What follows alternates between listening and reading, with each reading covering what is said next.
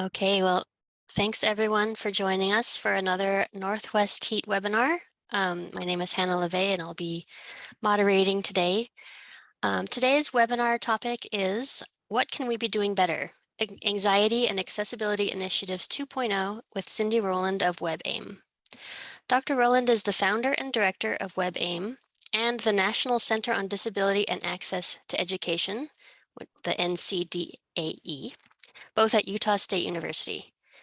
Since 1999, she has focused on research, tool and resource development, training, and policy initiatives for web accessibility. WebAIM and NCDAE are viewed as important resources in digital accessibility. Both groups have a rich history of research and product development to benefit the broader community and inclusive web. Dr. Rowland engages in her accessibility work at top-tier national and international levels. Some quick housekeeping before we get started. Cyndi will be asking and answering questions throughout her presentation, and there will also be time for Q&A at the end. Please feel free to post any comments or questions you have in the chat at any time. We do provide captioning for today's webinar, the default Zoom captions as well as third-party captions, and there's a link to the captions if you want to view them externally. They'll be posted in the chat. Looks like it already has been posted. We are recording today's session, and the recording will be posted to our website shortly after the webinar. And finally, after the event, we will send out a brief survey, and we please encourage you to fill it out because it helps us with future webinar programming. We've already shared the link to the slides. They're on our website, and it was linked in the chat. So if you prefer to follow along on your own, you can do that. And that's it. And I'll hand it over to Cyndi. Okay, that is just wonderful. And let me share hopefully the correct screen. There we go. Okay, hopefully you guys are all seeing the PowerPoint title slide at this point. Yes, we can see it. Yep. Okay, thank you. Thanks so much. So it's an odd title that I that I gave this, talking about our anxiety and accessibility. But a lot of folks really do have a lot of worries about what they're doing with accessibility and how they can be doing it better. I know a number of institutions, WebAIM and the NCDAE together have worked with hundreds of institutions, well, here in North America. And we have collected over time the things that do seem to be the top worries. So those are the things that I'm going to be talking about today. I think, though, that, let's see, I gotta advance this slide here. There we go. Part of it for me is this notion that we've got to normalize our worries. And I think once we give it some names and once we talk about it, we can kind of let some of those things go. So that's part of my hope today. You know, I think it helps us understand that we can take a breath, we can start anew or maybe even start again. Talking about our anxieties, I think, help us not feel as stuck. And I know that for some folks, they've tried some accessibility initiatives on their campus and they've kind of stopped or they've waned. And that's where the 2.0 comes in. This may be a time to just, you know, begin anew. And I'm hoping to help all the groups, those that are feeling a little stuck, those that are feeling a need to restart. But before we do get started, I wanted to share a couple really quick things.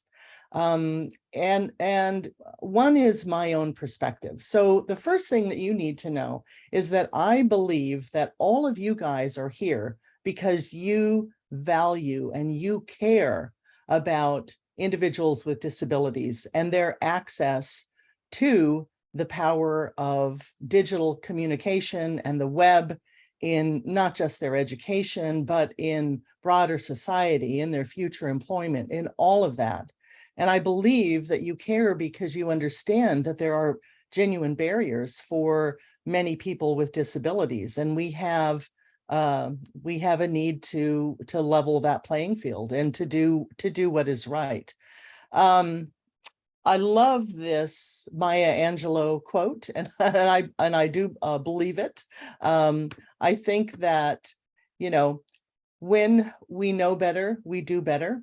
I'm certainly hoping there'll be a thing or two you learn today in the coming hour. And I want to mention that I'm not talking only about students, but I'm also talking about faculty and staff here.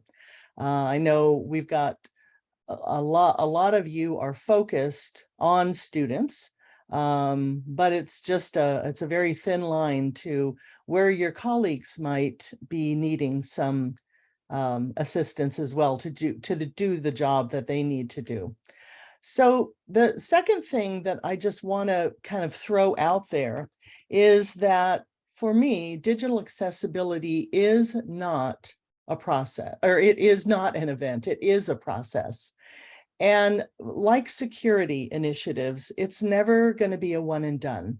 I believe you're going to be addressing accessibility pretty much for the remainder of your career in education or in technology or in library services, you know, wherever you happen to be. This is something, now it's been around for, 20 some years. But it's really gaining steam. More and more people are beginning to, get right into the meat of what this is.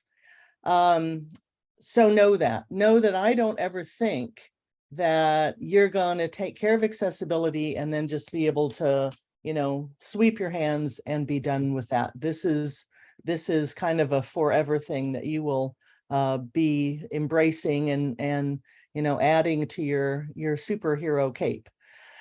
Well, I realize that I am likely speaking to a very wide range of folks that are out there, and it's going to help me in terms of my comments if I know who I have out there. So if you could launch the first poll, that would be great. And the first poll is just asking about you. So, the following best represents me. I'm new to accessibility. I'm happy to learn what I can. While I know about accessibility, I've yet to start anything specific to improve it. I've begun my own accessibility journey with some changes to what I do. 4 is I'm part of our institutional effort to improve accessibility. And then the last one is, frankly, Cyndi, hey, I could be doing this webinar you're doing right now. I could probably be doing a lot of others too. So, you would consider yourself an expert and you've got a lot of time under your belt here. So let's see, I will give, it looks like we've got a few more coming in on this. And so we've got a few folks, spread around, looking at being a little bit new to this. But it looks like most of you guys are part of an institutional effort. So that is, I'm going to end the poll here if anyone wants to get into this last minute, and we're going to call it done. So 63% of you are part of an institutional effort to improve accessibility. So that's just very, very nice. Oops, let me start there. Oops, I never did share the results, but you can believe me. So most of you are at that institutional level. So that's going to, thank you for doing that. That's going to help me, with my comments. You all know, because you probably read the little blurb that went around, that I have a focus for my time. And by the end of this time, I want you guys to be able to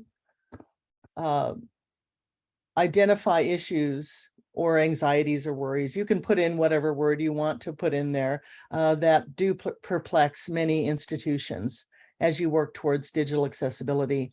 I really want everyone to identify at least one issue that, if improved, would help your institution. And of course, I am hot on the idea that I might be providing resources for that. So I want to get started here, but I want this to be interactive. So I've got a few polls that we're going to be doing all the way along. And I want to leave some time for Q&A. And of course, you know, I have a lot of content too. I'll try to be as efficient as I can be. But what I would like to do is have you, you know, along, well, there will be times I've got spaces to add into the chat, you know, some of your thoughts, questions that we're having on the content in there, in that section. So feel free to just go ahead. If you're thinking about it, just go ahead and put it in. Russ has agreed to kind of manage or monitor the chat. So that'll be nice for me. I'm not going to have to be looking at it. And then, you know, some Q&A at the end, along with the polls. But as we get started, what I want you to do is I'd like you to reflect on your web accessibility efforts, whether they are institutional, whether they are personal, and pick one big, like your top worry, issue, problem, anxiety, whatever you want to call it, and throw it into the chat if you're comfortable. I mean, I realize that the chat is not anonymous. And I am hopeful that I'm going to be covering that worry. And at the end, we're going to see if I did, in fact, cover most of the worries. And if not, depending on how many we have here, I may go ahead and just provide some additional information that'll get sent out to the group on the worries that didn't get covered. So please do send in your top worry, your big worry, and Russ is going to be kind of keeping track of this. All right. As you are doing this, I know I'm asking you all to multitask for a minute, but I want you to be thinking about what it is that I do present. I've got 8 worries, 8 issues. At the end, I'm going to ask each of you to identify one that you feel like you could take back and start on tomorrow. You know, even if it's a conversation with a colleague, even if it's an email back to me because you have an additional question. What, you know, I'm going to ask you, I'm going to put on you this notion that you should pick something that you want to try to move down the field, as it were. So be thinking about that as we're moving along. Okay, we are going to get started now with what I see as some of the top national anxieties, issues, worries. Okay, oh, we've already done this. Hopefully you've all placed it in the chat, but that's my placeholder to just remind everyone to do that. Okay, so the first anxiety is, or the first issue is that it all has to happen right now. And boy, do I get this when I do consultations with institutions. People are very nervous because they feel like we have all of this work and it needed to have happened yesterday. And it's this enormous thing that has to occur. So they get very worked up about it. And the one thing that I can tell you is that most institutions that are taking this on will take years. Sometimes it'll take a good year or so for them to plan for the rollout that they then start. And I do think that well-documented timelines and plans do show some good faith effort. Now, with that said, you still have the obligation to provide access for people that are needing it. But you've got to remember that there's a lot going on here. So if you're feeling anxious about this, please do just take a breath and recognize that you're right in the same boat as a lot of other people. I threw a resource onto this slide. So the Cal State University system out of their chancellor's office has the Accessible Technology Initiative. And I threw the URL down there as well, ati.calstate.edu. And that's a very mature program. They've been doing this now for 10 years. They're not done. And they didn't get it all done overnight, but they've got a lot of things that are happening and some valuable resources. But if you know that there are leaders out there like the Cal State system, and there are plenty of other leaders too, hopefully that gives you a little bit of some breathing space. Okay. Number two, this is just too big of a task to take on. And of course, whenever I think of that, I can always hear my grandmother saying, well, how do you eat an elephant? And of course, we all know the rejoinder for that. It's, one bite at a time. Although, I don't know, I've got to think of a different metaphor because elephants are sweet and none of us want to eat them. And besides, I think they'd be mighty tough. So I don't know. But the notion that we take something that's just enormous and we've got to chunk it into smaller bits. Now, some of you may be doing some of this kind of on your own. And if you are in your institutional system and you're one of like a couple people taking this on, no wonder it feels like it's too much, because it is. We've got data right now on how many institutions are pulling teams together, teams of 6 or 7, and that's just to help coordinate what's happening across campus. And that's certainly not to do all the work. The work is actually spread around the campus to get done. I do think that if you are stuck in this worry of it's just too much to do, it's good to think of some real big strategies. And I threw an example of one down here. So, maybe my strategy for right now is that I'm gonna draw a line in the sand, and everything that I do into the future is going to be accessible. I'm going to train people to create accessible web content, to load accessible documents, PowerPoints, PDFs, InDesign, the math and science stuff. I'm gonna work to do that into the future. I'm gonna draw a line in the sand, give myself grace for what's behind me. Because if you think you're going to be doing cleanup work on everything and that you're going to remediate everything that's behind you, you'll never get out of that trap. You just won't. And it's so much easier to build something accessible than it is to remediate something that isn't accessible. Now, what you'd want to do if you took a strategy like that is you would still want to create, and I believe I've got, I call it a SWAT team or a rapid response team. You'd want to identify some technical folks that if you have someone that needs access to certain content, they drop everything and they attend to that and get that up and going, right away. And obviously, if your institution knows of folks that are in certain programs, let's say physics programs or English programs or what have you, that could also be a focus because that's coming down the pike. But sometimes having strategies, big strategies, while you figure out and your plan unfolds is just helpful to you because you're able to take those smaller bites. Let's see, go to the next thing. The thing that I'm trying to show here, I've got a gear and lots of moving parts. This isn't all of the work of accessibility at an institutional level.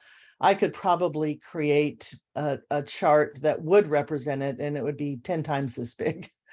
But these gears really do show the inner workings of system-wide accessibility. If you are an individual, let's say, web developer trying to learn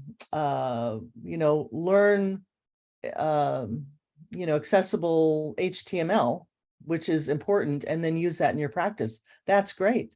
But if other people aren't doing it, soon you're going to be overwhelmed. Or what happens when you change jobs? What if you are in library resources and you want to procure some collections that will be accessible, but your procurement isn't such that that's going to matter because the selection is going to actually be housed in an interface that is not accessible. So, what happens if we're not looking at the system as a collective that needs to all be shifted at the same time. I can tell you what happens. It becomes a kind of a quick failure. And that's where we need to sort of take a step back and reboot, and then, move forward with something else. I've got a little note down on the side of this particular slide that indicates that because you most likely can't direct the work of all of these groups, or even direct their budgets. Those are reasons why these need to be institutional efforts, really at that top level, at that administrative level. And that's important. A lot of times a unit, let's say IT services, is kind of taking charge of accessibility, but they can't direct the work of other units. And they really can't do the work all on their own. It's just virtually impossible.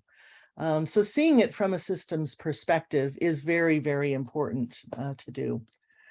All right, the last piece on this being too big of a task is a strategy of making sure that you've got some implementation plans in place that cover a long period of time. You want to focus on things that are going to be achievable. And as you do that, honestly, it's going to feel like you are making some inroads, because you will be. I threw together an example, and this is just a 3-year plan. Let's see. Oh, I'm on the wrong screen here. This is, no, where are you? There we go. This is a sample implementation plan. I called it short term just because it goes for 3 years, but it is a 3-year. That's still in a way a long view. And now I'm not saying that, these things should go in this order. So for year 1, I've got, you want to secure support across the administration, establish your committee, hire a coordinator, or identify who that coordinator is going to be, develop draft policies and plans. Then we're going to submit some budgets. You're going to do your baselines, a lot of the kind of the prep work before you get into your second year, which is creating a SWAT team and starting a big communication campaign, starting your training, doing things like that. Having a flow to what this is going to look like for you is going to make it feel less overwhelming. I mean, on one hand, you could look at this and say, okay, Cyndi, frankly, I'm overwhelmed. You could say that. But if you don't even know quite where you're going, if you're just sort of playing whack-a-mole, with things, it's much worse. It really is much worse. So doing things in these consumable bites is going to help lessen that worry. It's a good strategy to lessen that worry of it's just too much. So I am going to ask you guys to look at the second poll, and I'm also going to take a time to chat. So what I'd like you to do is I'd like you to reflect. Do any of you identify either with anxiety issue number 1, which is it has to happen right now, or issue number 2, it is too much? Okay, so we've got, and you can, frankly, you can click both if they are both issues for you. All right. I will let this go just for another like 15 seconds, if you can get to your poll. And this time I will share the results. Okay, I'm going to share the results so you guys can see. There we go. So most of you are saying that it is too much, although a good number of you, over half, are still saying it's got to happen right away. Hopefully you've got a few strategies that you could use to help with some of that. Okay, I'm going to stop sharing that and move ahead to the next set. Let me check the chat. Russ or Hannah, I'm sorry, I don't know who's going to give these to me. Were there any items in the chat that pertain to these things that I should respond to? Well, I could go to maybe what some of the big There's some anxious people out here, I guess. So some of the big anxieties that they Oh, talked about that you'll be getting to. okay. But let's leave the anxieties to the very end and see what I Okay. did catch.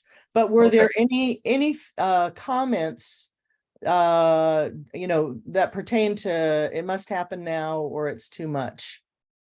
Yeah, there was a comment about time, that they're just don't have the time, and then also about making sure that they have the control to try to get it done, and then trying to work across what I would call dispersed responsibility. Right.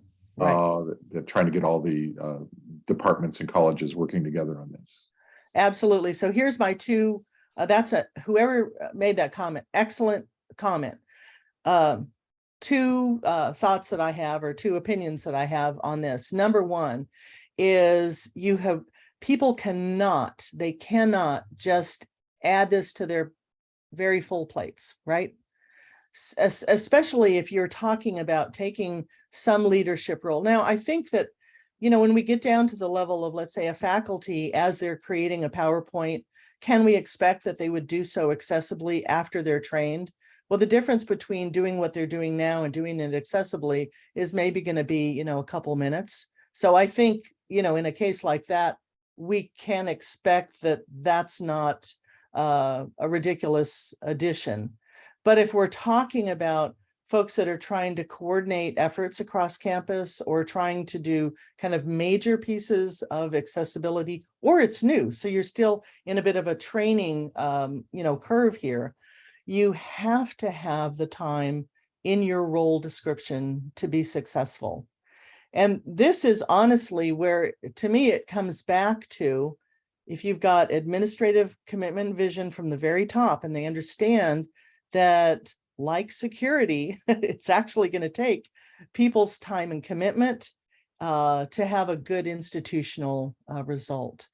So, we'll be coming up soon on people's role assignments for the next academic year. I mean, I think, well, I guess soon is relative. Usually in the spring, you start negotiating your role. Maybe this is a year where you say, I think that X% of my role ought to be, this with respect to accessibility, if we're going to have some good outcomes. And that means that this piece is going to need to go elsewhere. This all goes back to institutional priorities. And so, at the end of the day, the top dogs are going to have to make those decisions. I mean, it's tough. There are competing priorities. Every administrator understands this. But if this is, in fact, something that's important at the level of the institution, it has to succeed. And you can't, you're going to break all of the workhorses here if you just keep adding them. So having it as part of your role is one. And of course, I had another thought that I had. Oh, Russ, what was there was one other, okay, one comment that you already made was that there really isn't enough time in my role. What was the other comment that you made? Yeah, that was one that was about time, and the other was about just either not having responsibility or dispersed responsibility. Yes. Yeah. Thank you. And this is the reason why it can't come from you. This is the reason why this initiative needs to come from the president, the chancellor, the provost, because then it's not your initiative, it's their initiative. If there are issues with, let's say, another departmental or unit administrator, you're not, as a peer, trying to figure out, well, how do I get you to cooperate with this initiative? This is the president's initiative. So let's talk about how we can get in line with what she or he, wanted to get done. And there's a lot of information out there on the web. Certainly I can, give you some on how to set this up so that it is at the top. There are plenty of institutions as well that are getting buy-in, commitment, whatever you'd want to call it, from the Board of Trustees or the Board of Regents, so that it's even above, so it's at a system level and it's even above the level of the president or the chancellor. But that is one way to get out of that horrible little cycle that I can't get other people to play in the sandbox. Because you got to remember, it's not your sandbox. It's an institutional sandbox, and someone else owns that sandbox, and it's just not you. You've got a corner of it, but so do other people. So hopefully that was helpful. Okay, I'm going to move on now, because of course I have many things that I want to say, and we're halfway done already with our time. Okay, issue 3, we're going to get sued, and this is a huge anxiety, and I kind of hate it that that people get stuck there, but I understand that because it's real. I mean, we've got, between the complaints that go into Office of Civil Rights within the U.S. Department of Education and the attorney letters that are going around, it is a very real thing. Again, it is my belief that you are not here because you're so much afraid of this as you want to just do the right thing. But what can you do if that is a worry that you have, something that's niggling on you in the night and you can't quite, get past that, or, you worry for the institution? There is a resource actually in the that WCET wrote, WCET has on structuring your accessibility work. This is a link to it, and in it provides a bunch of different things. What you see on the screen here are 8 things that OCR used to ask for before COVID. Then they changed their complaint manual process, and that's also outlined in this WCET article. But what I will say is that it's, well, what OCR asks for now is structured differently. Frankly, it's all the same component parts. They just merged some and moved a few of them around. So if you're really worried, oh my gosh, we might get sued, I would say start tackling this list now.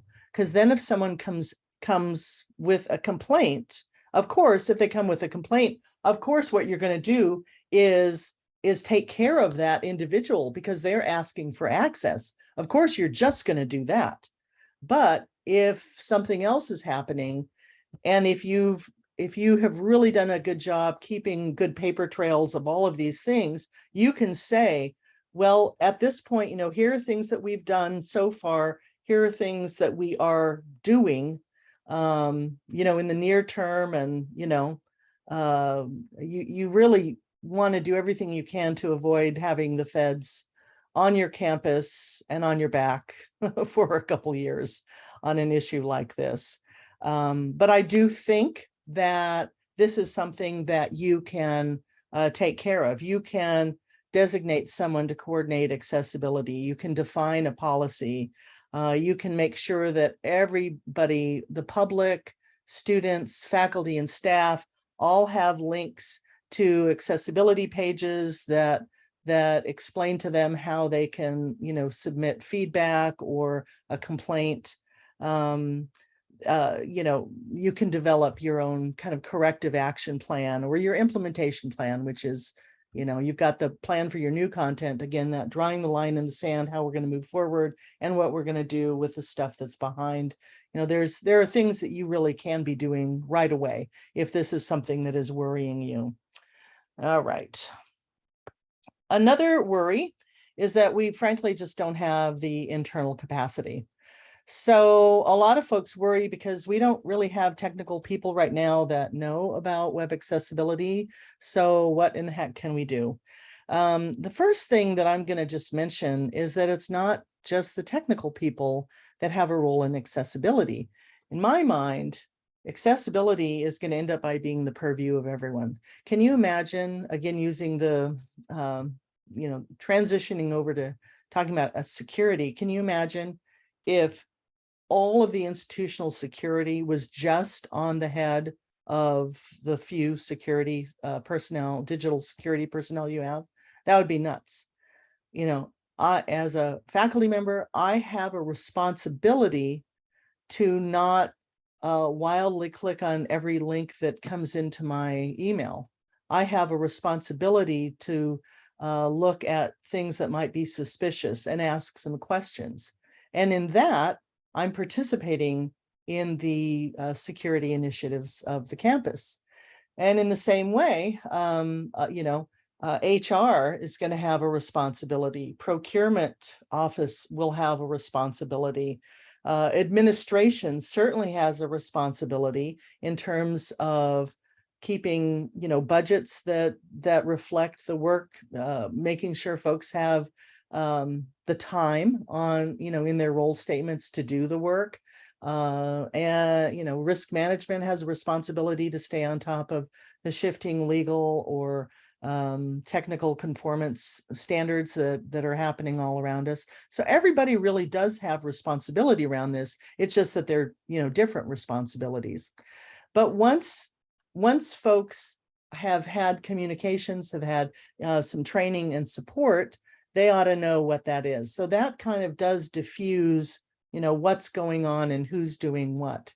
I will say that if you don't have people with technical chops, and frankly, you're going to need to hire someone. Now, I will say that a coordinator of an accessibility initiative may not necessarily be the same person that has a lot of technical skill and accessibility.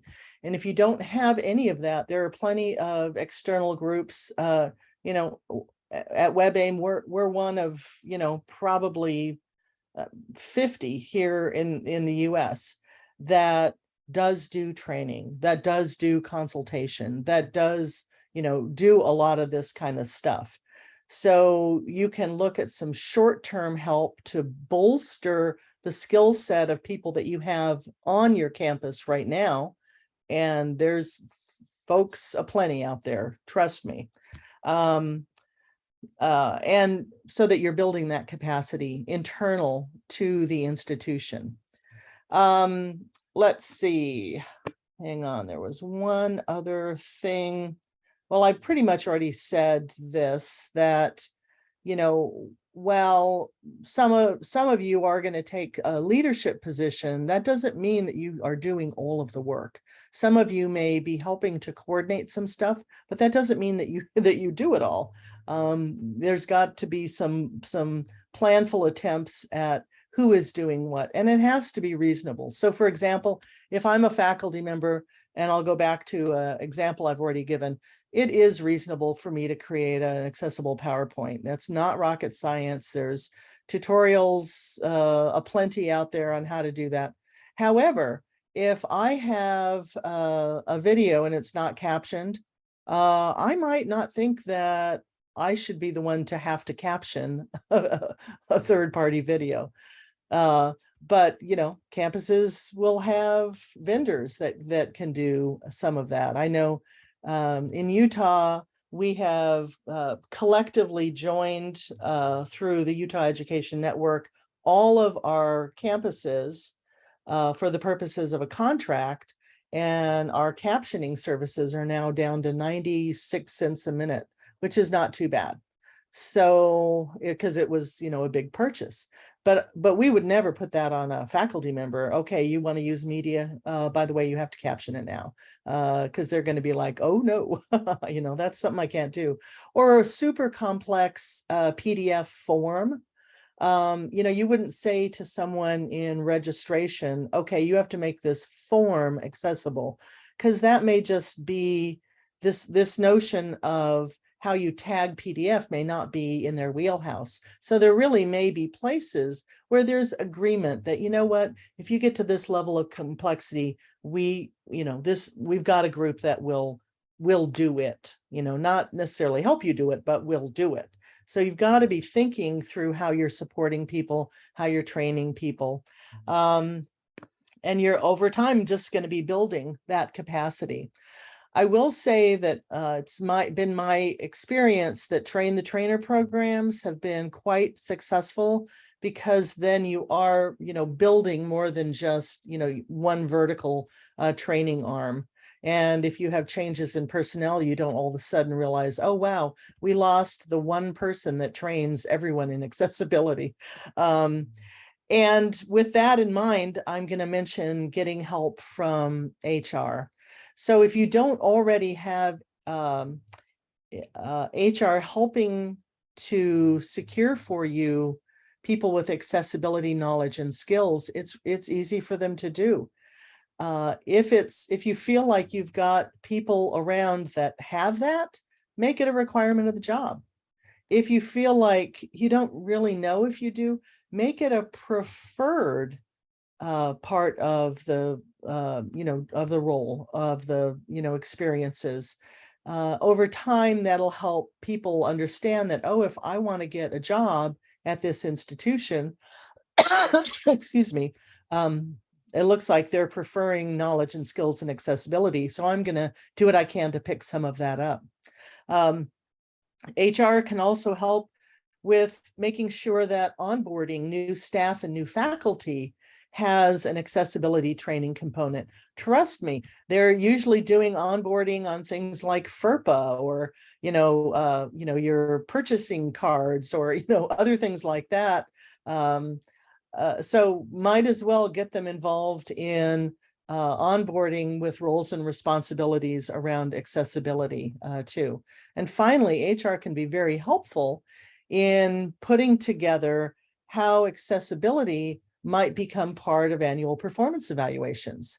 Or for faculty, this wouldn't be an HR thing, but their promotion and tenure portfolios. Again, whether you're looking at faculty or staff, HR could be helpful in, kind of finishing that circle, finishing that loop so that people have some motivation to actually get this work done. So that is my content on issue 4.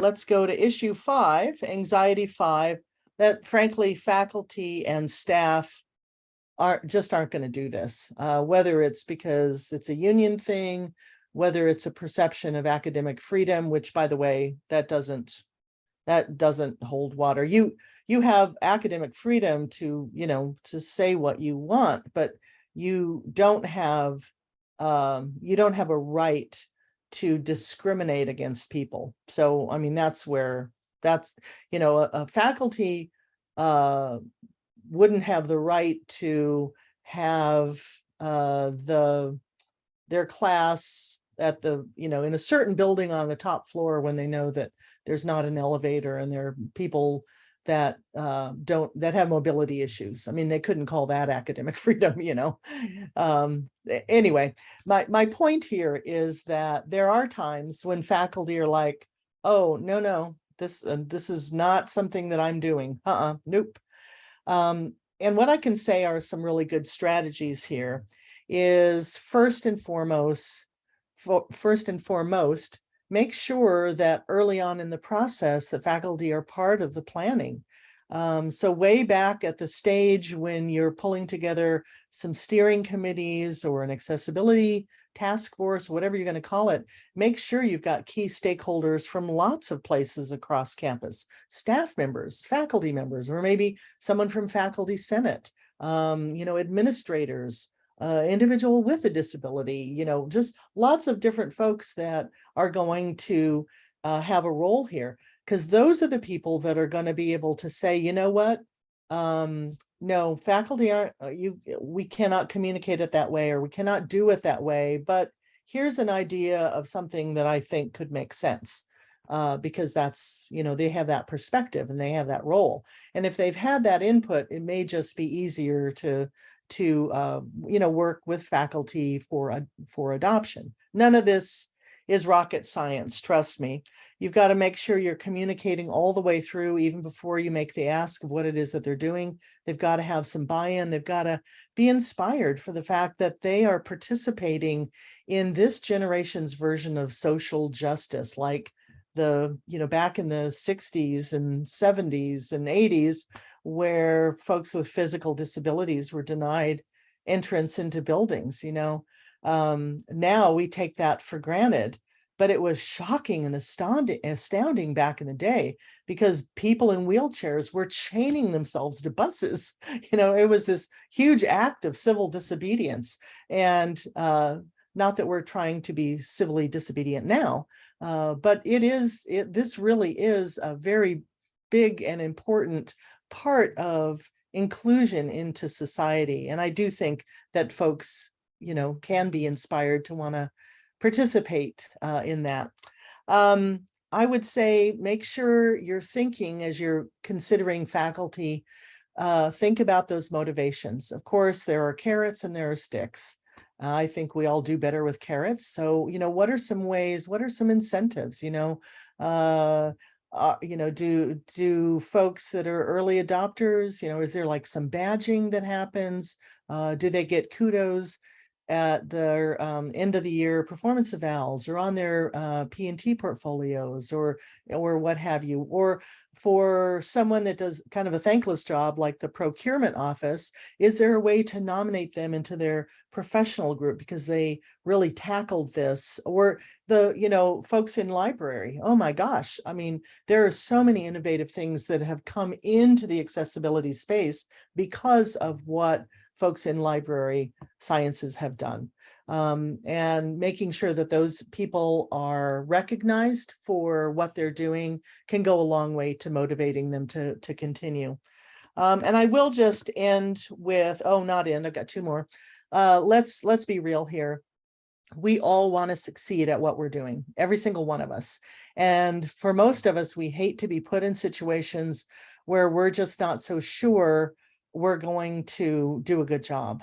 So make sure whatever you're doing, that you are in fact providing the support that's needed, that you are giving the tools that are needed, you're giving the training that's needed and all of that. And then finally, on this faculty piece, make sure that there is some monitoring in place so that you can find folks that need some additional supports and bolster what it is that they're doing. All right, we're going to go to the next poll. And on this one, we've got 3 anxiety issues. So we have your worry about complaints and litigation. And remember, you can select sort of like all that pertain. Complaints, we don't have the capacity, or I'm sorry, not complaints, a worry that we don't have the capacity, or a worry that, no matter what we do, faculty aren't going to do it anyway. So do you have any of those worries? Okay. Hi, Cyndi. I just want to jump in and give you a 10-minute morning head up there. Okay. Yeah, All right. thanks. Thank you very much. Okay. Wow. Well, this is a fairly clear one. I'm going to end this in like 5 seconds if you guys want to finish. And I can't get there we go. And you can see that not having the capacity is something that is almost uniformly felt by a lot of you. That's going to be an important one, and some of those strategies will be important. Anything in the chat? Any questions come in during those topics? Yeah, well, there was an interesting comment that came to me, and I'll be anonymous about this, but somebody who says that as someone with a hidden disability, it's difficult to serve on accessibility committees because there's often terrible comments made about people having mental health related disabilities. Right, right. No, it's really true. And we forget that there are an awful lot of people with disabilities that do not register with the Disability, Services Organization. And you've got to remember that your obligation is beyond those students. You still have an obligation to the public. You still have an obligation to employees. So this accessibility piece is much broader, and accessibility is so helpful for so many groups. And Russ is right, or the commenter is right. There are a lot of hidden disabilities as well. And making things accessible, making them more universally designed is just going to be helpful for everyone. Okay, I'm going to stop sharing that, and we are going to get right back to it now. I think I have 8 minutes, so I need to just kind of clip along here, but we're almost at the end. I've just got a couple more issues. Okay. Anxiety issue or worry number 6. What if I can't procure accessible goods and services? There is a 2018 blog. So although it happened before COVID, trust me, very little has changed since then. But I will say about procurement. Now, you know, when I say procurement, I'm not just talking about buying things, but obtaining things. So it could be something free, like, you know, the use of a Google Calendar or Facebook. You know, that didn't meet a $5,000 purchase threshold, and yet it could have an amazing impact in a negative way if it's not accessible.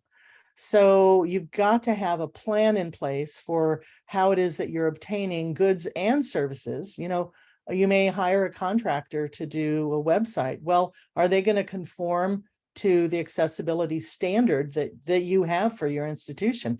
That needs to be put in their contract. Actually, that needs to be put into the solicitation for the contract. There's a lot happening in this space. I would say right now, procurement is one of the top issues nationwide facing higher ed. And this could be its own discussion, but have a plan for what you're going to do. And there's a lot of material, and just recognize that you're in a transition. I could talk to you of about 6 different things you could do if you find out that things are not accessible, but we don't really have the time for that right now. But I gave a bunch of resources for this. So if procurement is your issue, please start poking around to some of these resources and look at what folks are doing. Pay special attention to how some are looking at exposure. You know, is it something that's going into a graduate seminar of 8 people and none of them have a disability, and it's never going to be used again, versus something that's at an undergraduate level and we plan to, you know, use it, you know, into the future. There's lots of ways to really be looking at, you know, when we really need to hunker down on the procurement stuff. But do look at some of these resources. And I'm going to go to, whoops. I hit the wrong, there we go. Okay, issue 7. A lot of, I always recommend getting a policy put in place, not a standard, not a guideline, not a good to do, but an actual policy. And a lot of folks want to know, is that something we really need? And my answer is, yeah, you really do, because you can't really control or influence other folks. You can't really create budgets out of whole cloth. So there really are lots of reasons that you'd want to look at accessibility being a policy. And I have a bunch of policy examples. There's no reason to reinvent the wheel. Look at some of these. If you don't have a policy, this again shows that top administrative, like institutional will. This is what we are going to be doing as an institution because we feel so strongly about that. Okay, and then the last issue is, how are we going to train everybody? It's tough because you've got to think about it in a role-based way. You know, who needs what? Well, you know, whoever is creating digital materials needs to have the chops to make an accessible PDF or make an accessible PowerPoint or make accessible HTML. The procurement people need to understand the things that need to go into their contract language. And there also needs to be a way to be checking and testing to do some due diligence when the vendors say, oh yeah, we are accessible. In terms of some other things, you've got to be looking at the logistics. You know, is this a face-to-face training? Really? Can you scale that? How many faculty and staff do you have that you think you're training? A couple thousand? And what are you doing? Is it a spray and pray approach? Are you, if you're trying to get skills, you have to match that. If you're just trying to get knowledge, then, you know, you could do a lot of different things. There's online materials that have some quizzes or some products that folks turn in. if you have someone that's going to be doing your training within your own house, make sure they're staying on top of stuff. I know that in the training that we do, we'll find that Microsoft 365, every month and a half, there are some changes that affect accessibility. So if we're not on top of that, we're going to be sharing information that is not relevant to people. Again, motivation. Why should people be motivated to take the training? Is it required? Where are you going with all of this? And how are you monitoring how well they do after training? So there really is a lot to do there. And I'm going to get off of this. Time for our this is our last poll. So do you identify with any of these last anxieties, procurement, policy, or training? Okay. And I'm hoping I have about 5 minutes left. Maybe I yabbered too much. We'll see. Yeah, we have about 4 minutes. 4. Okay. Yeah. Okay. All right. Well, I'm going to have to, you have 5 seconds to finish this and I will end it. Boy, it sure is looking to me like, whoops, share results. Sorry. It's sure looking to me like training. 85% of you are worried about training. And I understand that.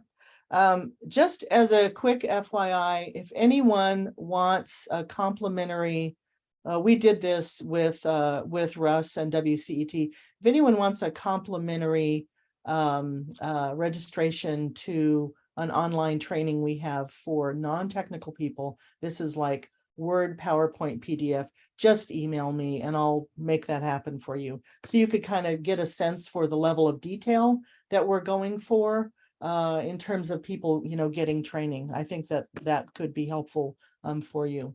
Okay. Any chat questions that came in during this time? Yeah, no new ones, but there at the very start that there was a lot of anxiety around vendors, including if I had a nickel for every time a vendor said that they were accessible. Yep. And then training was the other one where there were several people that didn't have the right training in place. Right. It's so true. We've got to train to the roles, you guys. I see a lot of institutions that create an accessibility training and then they give it to everybody. Well, that doesn't make sense. This person needs this information or these skills. This person needs something different.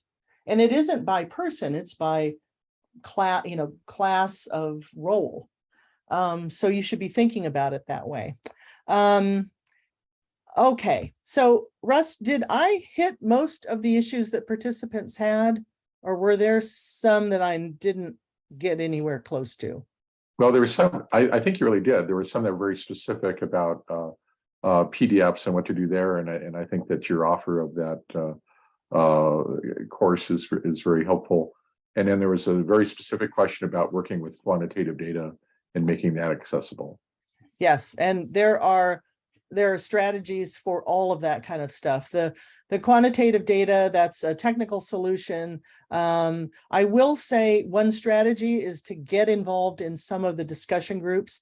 WebAIM is one of them. It's, just go sign up. WebAIM is for more technical people, but if you go in and you just post, we're trying to, build, we're trying to deal with this quantitative data set. How do we do so in a way that's accessible? Throw it out to the group. It's a very kind, wonderful group, and they will help, set you in the right direction.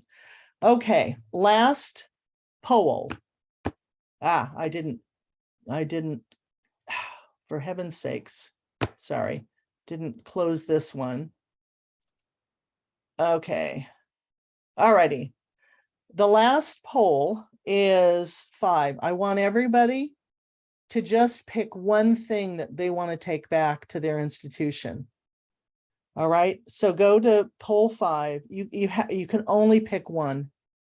So if there's some things that I said today that you think, I'm going to look into that, I'm going to start having conversations about that, I'm going to email Cyndi about that again, or call me, or whatever, just pick one. And I'm kind of curious to see what it is that you would like to do. Okay. I'm going to give people just a few more seconds. I have a feeling we're out of time right now. Yeah, I was just but gonna pop in. I know. Yeah. Cyndi, I was wondering if you could drop your email in the chat. You mentioned if people could contact you, that would be a great way to get that There to we them. go. I have it on the very last slide. Perfect. So there you go. Okay, I'm going to end this poll. I'm going to share it. The last poll, you can see that most of you are going to either hit some issue of training or capacity. I'm just going to throw out this last poll because this will tell me whether I did the job I intended. The very last poll asks, even though our time was limited, resources were provided as a starting point. So, do you feel like you have a place to begin with the thing that you selected? And if it's yes or no, the good thing is it's anonymous. So if it's a no, then I'll have the feedback that I didn't do as good a job as I was hoping on that, on getting you guys a place to start. Okay, well, for some of you, I apologize heartily. It's my intent to get everybody a place to start. But please do reach out to me. I live for this. This is my heart, my passion. Always happy to talk to anybody about accessibility and institutional initiatives. And now I've gone way over my time, so I will give Thank it you. back to you, Hannah. Thank you so much, Cyndi, for that really incredibly helpful presentation. And thanks to everyone for coming today. The slides and the recording will be available on the Northwest Heat website. Please fill out the survey. It really helps us with future programming. And then I just wanted to mention we do have more webinars coming up. There's one in November. We're still ironing out the details, but again, that'll be on our website. If someone wants to pop that link in our website. And so that's it. That concludes today's. Any other last minute things from anyone? No? Great. All right. Wonderful. Thank you all for giving me this time, and thanks to NWHeat for pulling together accessibility. I know you've had several, so keep going.